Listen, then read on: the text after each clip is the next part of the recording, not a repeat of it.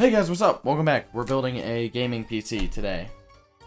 So I'm gonna get right into it and kind of explain what I mean by that. So yes, in today's video, I'm building out what looks like a server to the normal observer.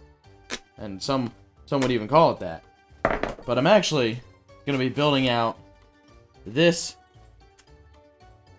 server for gaming.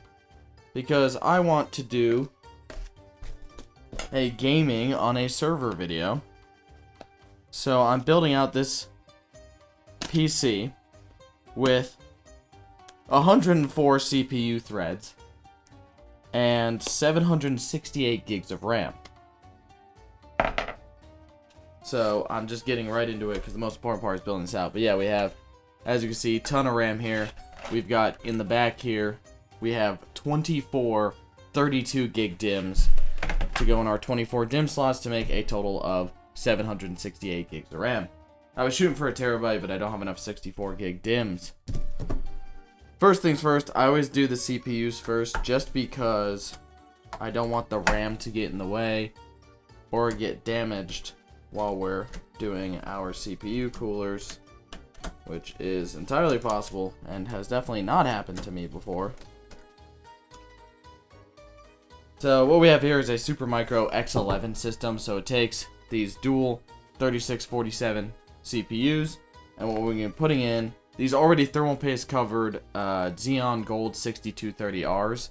These are 26 cores, 52 threads each, so a total of 104 threads in this system. And we're putting two of these in because they're relatively high performance. They boost to about 4 gigahertz, as well as, there it is, as well as being the highest performance CPUs we have. We do have a slightly faster one, but it is in the data center operating our advanced gaming servers, so the higher performance ones. These operate many gaming servers that are plenty good for performance, especially even with like mod packs or modded servers, but in this case, for the advanced ones, we use the faster ones, so we have these ones left.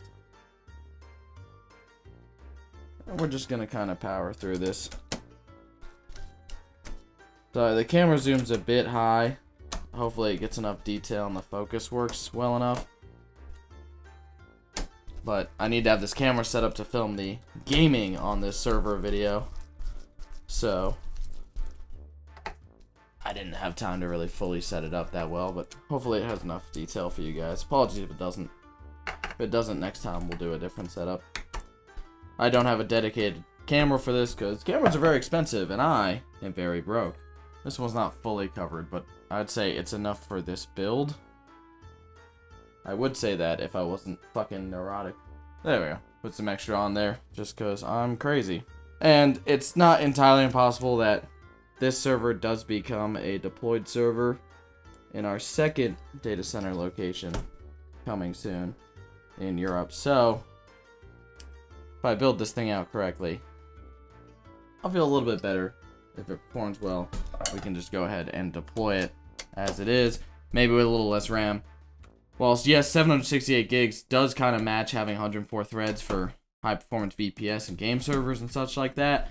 I don't like to put all my eggs in one basket when it's not the brand newest server on the planet. So I don't want to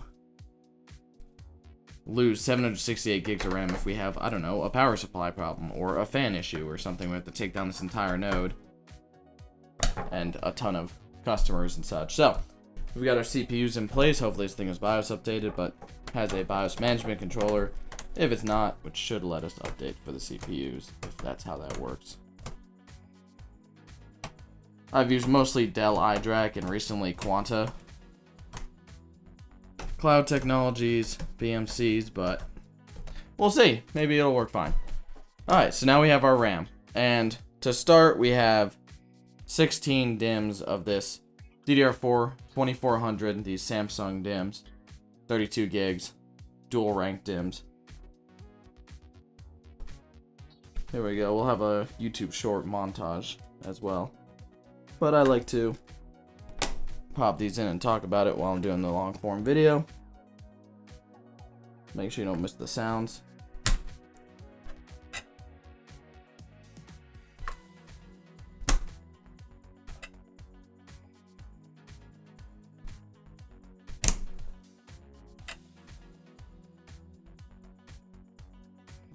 sure they're all facing the same way here.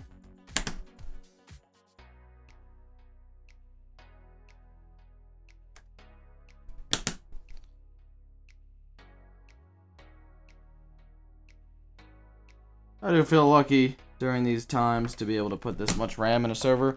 The difference is I'm not getting new RAM for this. This is all the RAM I had.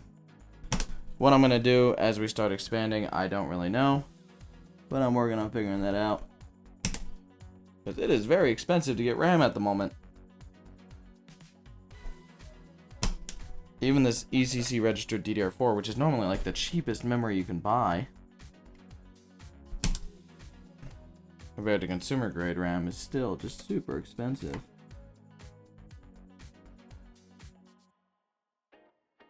This server does have the SATA / NVMe in the front. The problem is the SATA is not hooked up. It's actually sitting back here. But it does have these NVMe cables we got to be very careful of. PCIe 4X each. Now, notice I'm skipping this one blue because... There we go. We don't have 24 DIMMs of the same, so we are also going to be putting in some of these 2666 SK Hynix DIMMs. They're also dual rank, so it should be fine, and they should all operate at 2400. But just to be safe, I'll fill out the primary DIMM per channel for this over here CPU with those, and then fill out most of the secondary channels with the Samsung. Mixing and matching is not ideal, but a lot of installation guides, even from like Dell, for example, will actually tell you exactly how to mix and match. Usually it's for capacity, so you could have like 32s and 64s together, 32s and 16s to increase capacity, and I'll tell you how to balance that.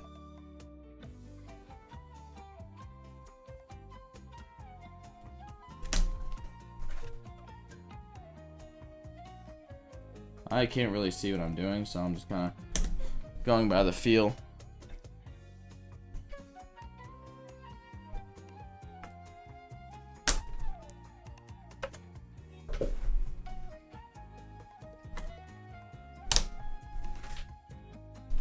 Actually,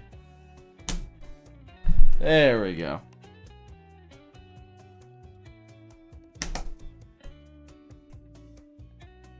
Oh. Well, I said that before realizing we missed one. And just like that, there we have it. We've got a beautiful 768 gigs of RAM and 104 threads in the server. You may have noticed here there's also an RTX A2000 12 gig. I had wanted to put a Radeon Pro 7 in here. The unfortunate part is these power connectors are what are for the graphics card, because they come off the board and not off the power supplies directly. And unfortunately, the cable I had just wasn't long enough to get from here to here, and these ones are facing the wrong direction. You can't really see them, but there's two more in here. So I have to get longer cables to use more powerful graphics cards, but for now, an RTX A2000 should be able to keep up with these, especially the 12 gig model, but we'll find out in that video. So hope you guys enjoyed me putting CPUs and RAM in the server. And yeah, maybe this server will be deployed in the future with 4 NVMe's in the front for some VPS or game server host, but if not, it'll be a nice gaming server for home use and for less RAM. Anyways, thanks for watching. Love you guys.